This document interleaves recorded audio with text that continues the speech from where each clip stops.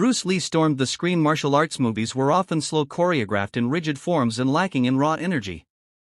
Audiences would watch fights that felt more like staged dances than true battles. It was entertaining, but it wasn't authentic. Then came Bruce Lee, a man who didn't just act martial arts but lived it.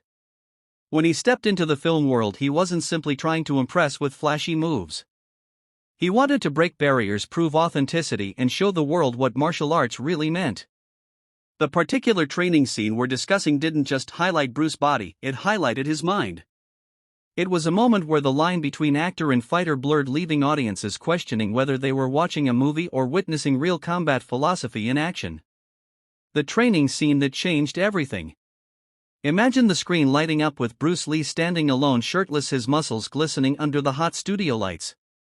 His body was carved with precision, a result of years of disciplined training, but what truly captured the audience was his aura. In this scene, Bruce wasn't fighting an opponent, his opponent was himself. It was raw training, the sound of his strikes echoing, the sharp intensity in his eyes burning through the lens.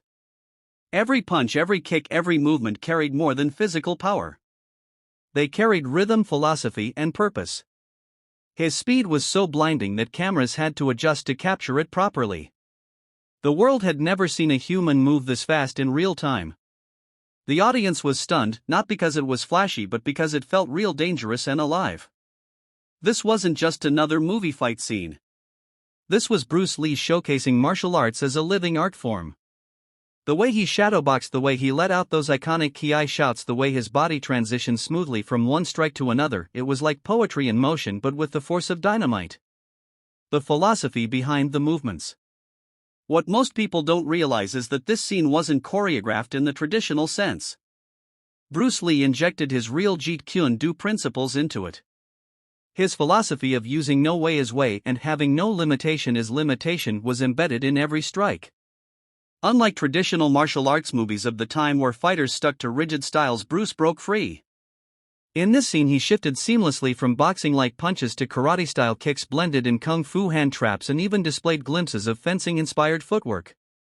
This wasn't just for style, it was his way of telling the audience that martial arts isn't about being stuck in tradition, it's about evolution, adaptability, and freedom.